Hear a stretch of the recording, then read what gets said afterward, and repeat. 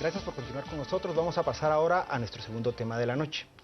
Sumamente importante, sobre todo por el estado en el que se encuentran nuestras finanzas públicas y sobre todo en materia de las adquisiciones que tiene que hacer el Estado para poder cumplir con sus fines. Se ha reformado la ley de contrataciones del Estado y podría generarse una serie de dudas y problemas en la ejecución del gasto público. Hoy nos acompañan a Paola y a mí, dos personas con vasta experiencia, pero además con puestos torales dentro de lo que está pasando. Por un lado, el señor viceministro de Ingresos y Evaluación Fiscal, el licenciado Leonel López. Bienvenido, señor viceministro. Y un amigo de la casa, Ricardo Barrientos, es consultor senior en ICEFI. Muchas gracias, Ricardo, por estar por acá con nosotros. A la orden. Entonces, Paola, te dejo la primera pregunta. Tenemos información que ha habido algunos atrasos en las adquisiciones de entidades públicas a partir de estas reformas. Y como las reformas son tan densas y hubo tantos puntos que cambiaron las reglas del juego, quisiera que usted nos diera un panorama sucinto de cuáles son las complicaciones que ha observado la cartera de finanzas en las adquisiciones que está haciendo esta administración de gobierno con las reformas que se aprobaron el año pasado a finales. Bueno, yo quisiera empezar con darles tal vez una perspectiva de cuáles son estas reformas realmente y a partir de cuándo ellas entran en vigencia, para aclarar los espacios de tiempo entre la reforma como tal en la ley y cuándo realmente empiezan a funcionar. Lo que creo que tenemos que estar claros todos que tenemos una ley vigente, que tenemos un reglamento vigente y ese no ha cambiado desde que se formuló la nueva ley hasta que no tengamos un nuevo reglamento. Entonces, esos espacios básicamente se concentran, el cambio de ley, yo diría que en 8 puntos fundamentales. Uno es la apertura de una modalidad completamente nueva, que es la subasta electrónica a la inversa, que nos va a crear una bandera una agenda de muchísima transparencia, un proceso muchísimo más rápido y eficiente. El segundo punto, diría, es la creación de esas nuevas direcciones generales de adquisición, que el objetivo es expander las posibilidades de crear innovación realmente en la compra pública. Y ahí estamos hablando de crear observatorios de compra, estamos creando posiblemente iniciativas transversales en todos los ministerios para ahorrar temas en costo de gasolina, de consumo, tema de seguros. O sea, se ha creado un espacio sumamente interesante en donde podemos actuar en línea con las mejores prácticas internacionales. La tercera es el Registro General de Adquisiciones, que es también una nueva parte de esta institución que va a aglomerar el registro de todos los proveedores del Estado. Y yo creo que una de las cosas fundamentales es que la intención es crear una identificación única del proveedor en todo el gobierno, y eso es verdaderamente un gran avance. Tal vez el cuarto tema es la inclusión ahora de aquellas instituciones o organizaciones que estaban fuera de las compras públicas como ONGs, fideicomisos, que es algo que hemos pedido desde hace muchísimo tiempo y hasta ahora realmente esta reforma la ha podido hacer factible. Las cotizaciones y licitaciones que antes hacíamos en papel, ahora las podemos hacer electrónicamente. Eso también es, yo creo, una muestra de eficiencia, transparencia. El tema de los requisitos de los integrantes de las juntas ahora son muchísimo más estrictos, de acuerdo a las reformas de ley, que lo eran antes. Y tal vez los últimos 2 puntos es la forma en que el contrato abierto se va a gestionar, donde solo se puede renovar una vez, pero eso no solo el contrato abierto, las contrataciones en general, y además le habilita a uno comprar fuera de ese contrato si el precio es más bajo. Eso antes no era así, por lo cual eso nos habilita aún más flexibilidad y para buscar el mejor precio, digamos, en el mercado. Pero solo medicamentos no era así, en los demás sí era viable, ¿no? No, la nueva reforma ahora aplica es para todo. Para todo. Y ahora la última modificación y reforma son los casos de excepción, que ahora están regulados arriba de los 10,000 quetzales, es obligatorio que pase por Guatecompras. Entonces, toda esta creación de las instituciones nuevas necesitan su tiempo. Pero lo que tenemos hasta ahora no se ha trazado por eso, sino que al contrario, estamos trabajando en un nuevo reglamento que se tiene que entregar en junio. Ricardo, con tu experiencia, podrías darnos un balance. O sea, se ha clamado desde hace mucho tiempo por el tema de las adquisiciones en el Estado. Vos lo conoces muy bien. Pero en ese esquema, al hacer el balance, nos sale el saldo positivo con las reformas que tenemos y sobre todo, partiendo de allí, en este lapsus que hay entre la implementación de estas cuestiones, ¿cómo queda lo que, por ejemplo, nos refiere el ICS ahora, que dice que en virtud de que está vigente no pueden adquirir y que tuvo que darse un amparo para que pudieran generar la adquisición, etcétera, etcétera? ¿Cómo lo ves? Bueno, yo no puedo estar más de acuerdo con lo que acaba de explicar el señor viceministro, porque tiene toda la razón. Y las reformas en su contexto integral son un gran salto adelante. Sí hay que decir, no es todo lo que se necesita. Fue una medida necesaria, aunque hay que reconocer que es insuficiente, primero. Pero fue un paso adelante. Pero es un paso adelante para arrancar de raíz problemas que estaban muy arraigados. Entonces, me voy a referir a las dificultades de la implementación. Yo iba a decir, no quisiera estar en el lugar del señor viceministro. Yo iba a decir lo mismo.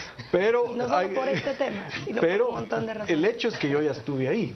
Digamos, cabal, cuando yo serví en la posición de viceministro es en la posición que tiene mi amigo acá, y sé lo difícil que era y, a ver, se le va a uno el sueño. Esto sí le quita el sueño a uno lo de las adquisiciones, especialmente en el tema de medicamentos. Pero yo serví en esa posición en 2009 y 2010. Y lo que hay que reconocerle a los funcionarios de ahora es que están de alguna manera como enfrentando la tormenta perfecta. Debo reconocer acá públicamente que ellos están enfrentando situaciones aún más difíciles de las que su servidor enfrentó en ese cargo. ¿Por qué? Porque el año pasado fue 2015. En el año pasado fue el año de la CICIG, el año pasado fue el caso del ICSPISA, el año pasado fue cuando vimos la captura de Gustavo Alejos. ¿Por qué? Por anomalías en las adquisiciones de medicamentos. Entonces, este shock que nos dio, este choque que nos dio el MP y la CICIG, ha generado de alguna manera temor entre el funcionariado. El funcionariado del gobierno anterior, que estaba por abandonar sus cargos, yo mejor no firmo nada porque no vaya a ser que me caiga la responsabilidad. Entonces, no es culpa de la reforma, no es culpa de la reforma, es que no se levantaron muchos eventos. No se levantaron muchos eventos. También por un tema de recursos, ¿no? Y luego viene, por eso digo la tormenta perfecta, había un temor de asumir responsabilidad al firmar porque me puede caer. Y lo segundo es que hay una gravísima crisis de recursos.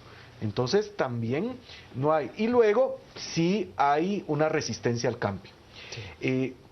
Con todo respeto, viceministro, me voy a permitir añadir un punto muy importante en su lista, que fue la eliminación de algunos casos de excepción, como la compra directa sin regulación, y se fortaleció la sanción al tema del fraccionamiento.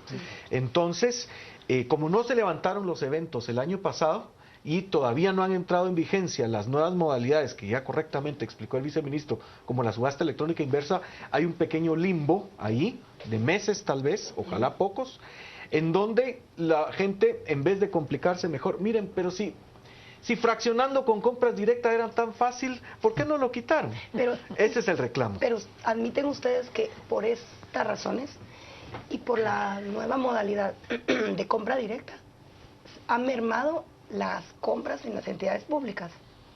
Pero claro que hay un problema de abastecimiento. Pero ¿en qué se refleja eso? Perdón, solo hay que puntualizar algo ahí, Paola. No es culpa de la reforma. Y también tenemos que tomar en cuenta la grave situación de insuficiencia de recursos. Pero sí, por ejemplo, acabamos de tener una reunión con el Procurador de los Derechos Humanos y lo que está pasando en los centros de salud es un tema que le compete al Procurador. ¿Por qué? Porque es una tragedia casi humanitaria, la gente se está muriendo. Entonces, ¿cómo empatamos el mundo tecnocrático de los procedimientos y las normas con la realidad cruda que está pasando en los hospitales? Pero vuelvo a decir, hubo un problema de que hubo acciones administrativas que no se hicieron el año pasado. Hay temor por asumir responsabilidad porque se le tira miedo a la CICIG, a la Contraloría y a la reforma, y que los procesos, los avances hacia adelante no son baratos, no son rápidos y no son fáciles, ¿verdad? Un tema que va a saltar y va a seguir estando muy en boga es ahorita, en esta fase, y es para el señor viceministro, en esta nueva fase de adquisiciones transparentes que todos esperamos, es esa famosa integración de las juntas de licitación, de cotización. Es decir, las juntas que se integran con funcionarios públicos, trabajadores del Estado.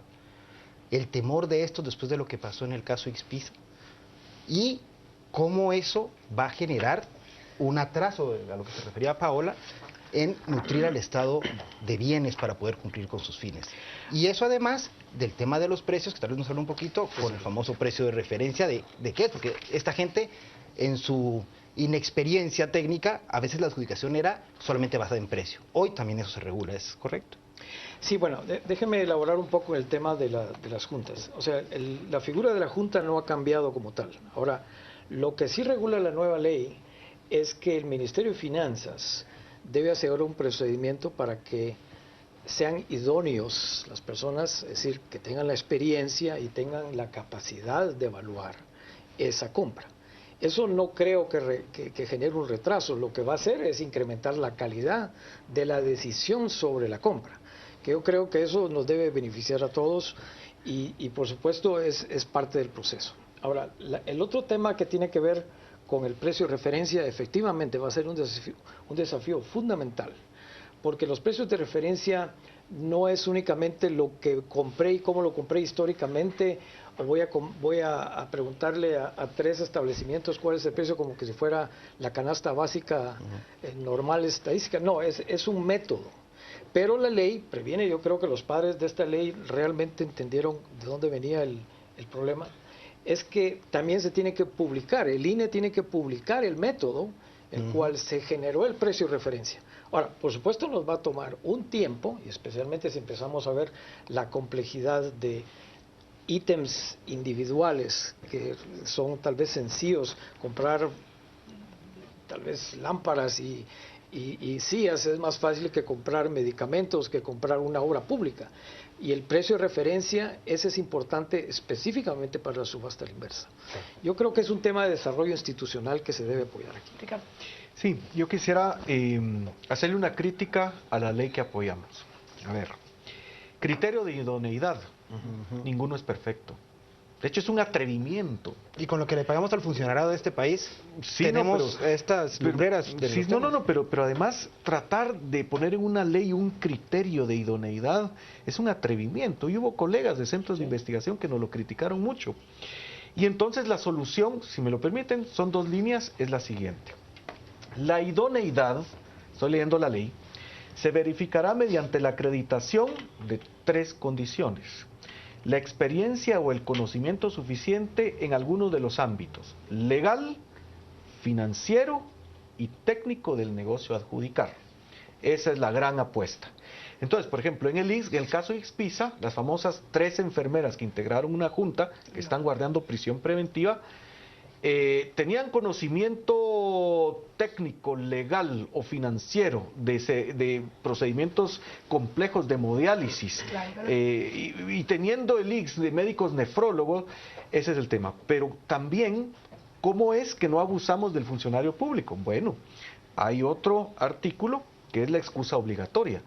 Si yo no tengo esas 3 calidades, estoy obligado a excusarme. También hay protección para el trabajador. Pero ese esquema se va a quedar acéfala, no va a haber.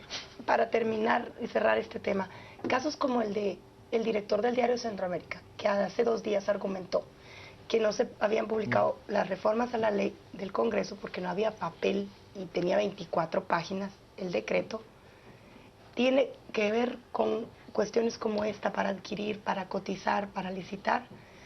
¿O es más lo que decía Ricardo, falta de plata? O planificación, mala planificación.